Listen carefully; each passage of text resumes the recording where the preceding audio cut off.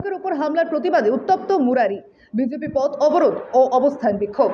উত্তরবঙ্গে বিজেপির সাংসদ খগেন মুর্মু এবং বিধায়ক শঙ্কর ঘোষের উপর হামলার ঘটনাকে কেন্দ্র করে উত্তপ্ত হয়ে উঠেছে রাজ্য রাজনীতি।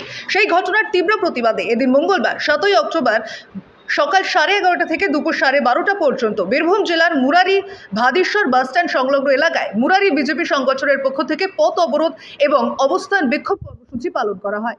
প্রবল উত্তেজনার মধ্যেই কর্মসূচিতে অংশ নেন বিজেপি বহু নেতাকর্মীরা। উপস্থিত ছিলেন বীরভূম জেলা বিজেপির সম্পাদক হেমন্ত ঘোষ সহ মুরারি মণ্ডল বিজেপির অন্যান্য নেতৃত্বরা। তাদের অভিযোগ, রাজ্যে বিজেপির জনপ্রতিনিধিদের ওপর বারবার পরিকল্পিতভাবে হামলা চালানো হচ্ছে। প্রশাসন নীরব দর্শক হয়ে রয়েছে। এর বিরুদ্ধে বিজেপি কর্মীরা রাস্তায় নেমে প্রতিবাদ জানাতে বাধ্য হয়েছে। বীরভূমে মুরারি থেকে শুভাশিস ব্যানার্জির রিপোর্ট, তারাপীঠ টিভি।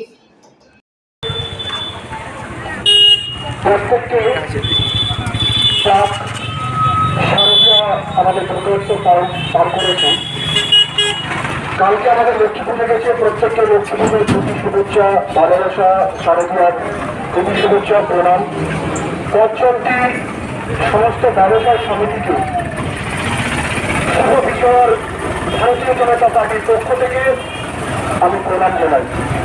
আজকে যারা প্রশাসন আছেন তাদেরকেও আমার বিজয়ের শুভেচ্ছা ও অভিনন্দন।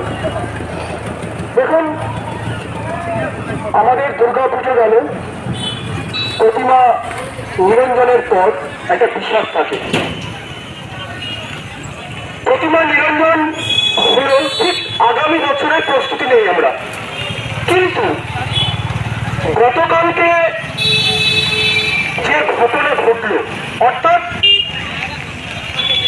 সেই দার্জিলিংয়ের মিরিক, সেই মিরিকের যে দুর্ঘটনা, যে বন্যার পরে যে পরিস্থিতি ঘটেছে, আমরা জানি না একজন সাধারণ ব্যক্তি, সমাজসেবী বা পলিটিক্যাল লিডার, বিভিন্ন সমাজের সংগঠনের নেতা, মন্ত্রী, নেত্রীরা তার নিজের সদিচ্ছায় সেখানে দান ধ্যান করতেই পারে। মাননীয় মুখ্যমন্ত্রী তিনি কার্নিভাল করছিলেন, তার কলকাতায় দিতে নায়ক নায়িকা নিয়ে নাচানাচি করলেন। তার 24 ঘন্টা পার হয়ে যাওয়ার পর তিনি উত্তরবঙ্গের কথা মনে পড়ল এবং তিনি মিডিয়ার মধ্যে বার্তা দিলেন, কি গেলে তো ঘটতেই পারে। দিদি, আপনি তো স্বরাষ্ট্রমন্ত্রী, আপনার কাছে সমস্ত পুলিশ প্রশাসন আপনার হাতে আছে। দিদি, আপনি তো একটা দল চালান, সামান্য পশ্চিমবঙ্গের 42টা এমপি কে চালান, আর দেশের মসনদে যিনি বসে আছেন তার নাম দামোদর দাস।